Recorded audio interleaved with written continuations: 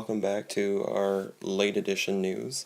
Tonight's topic, we are continuing with our four-part series on environmental education in schools and how this affects both students and the communities in which they live.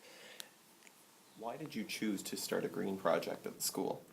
I started acting as the environmental rep for our school because it's always been part of my personal philosophy that students need to become more aware of their physical environment and show respect for not only themselves but for nature. And pretty much it just derived from my own personal background and appreciation for the planet. What were some of the things that were lacking in the educational curriculum in regards to the school's green project? And what has been changed? Well, only until recently have there been curriculum expectations around the area of environmental education. In fact, the Ministry of Ontario has released an environmental education curriculum for high school, post-secondary. But for me, the purpose of integrating this into the elementary school level is to really create overall awareness and to build capacity for students in their understanding of the environment. What kinds of things would you say were lacking, and how have they been corrected in the school? In terms of what was lacking in the school, I think initially no programs had been set into place. This school is a brand new school, and we were starting from scratch, so kind of grassroots work. First of all, it was awareness that needed to happen, and so we built by creating a wall where a lot of display work and information was displayed for the students and for parents and for the community, so that they became, it was kind of an awareness wall. So posters relating to the environment, how do we recycle properly, and we built on progressing from teaching people how to recycle, using images around the school to help them with that. In fact, we even stapled some of the items that need to go in the blue bin, the black bin, and the green bin to the wall in the staff room just to teach the staff about how to do it properly. What else was lacking? Well, we brought in, the City of Ottawa had a pilot project whereby we were offered green bins to go with the new green bin program in the City of Ottawa. So we jumped on that and ordered the green bins and have been part of that pilot project for the past 2 years. We've had lots of success with it, but a lot of people have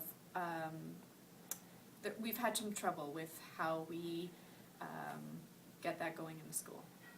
So I can't. So in my own classroom, I've kind of put an environmental slant on everything, from the books that we read in class to the topics they write about, to the welcoming of nature into the room in terms of bringing in plants, in terms of bringing in animals that they can learn about. There's a frog, there's a snake, there's a fish, and the children become more aware of things in the ecosystem and things that are around them. It's an awareness campaign. Are there any curriculum expectations required?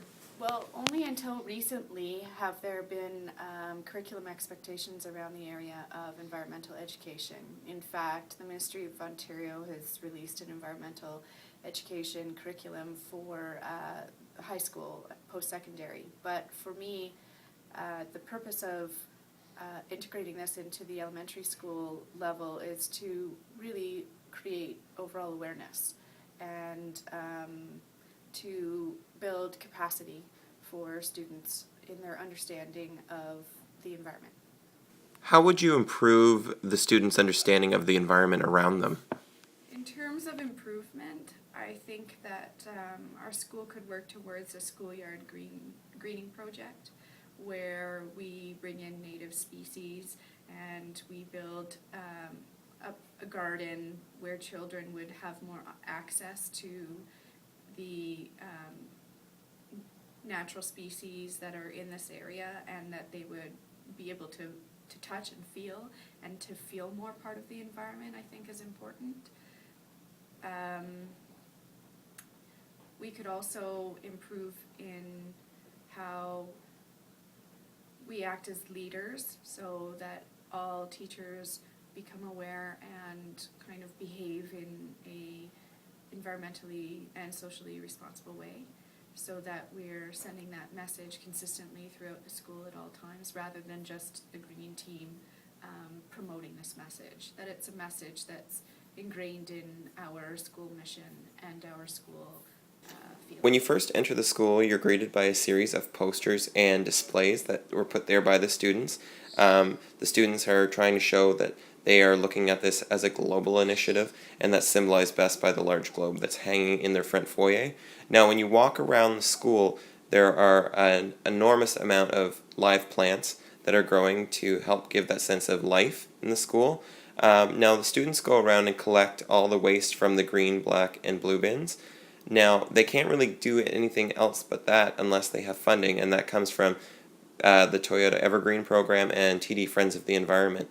Now, what that allows them to do is it allows them to look into grants to help fund things like presentations, to get people into the school, to help teach the students how to further green their communities and how to kind of take care of the environment itself so that they can build a healthy respect for it.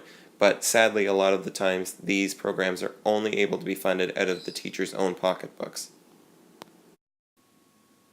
How has being part of Ontario Eco Schools benefited your school and the students? So being part of Ontario Eco Schools has benefited our staff and students in the way that students now have the language to speak about the environment, and they're becoming more involved, and it's also a community builder. So students have been writing letters in persuasive writing and language class where they're persuading or convincing the students not to hurt the trees in the schoolyard, and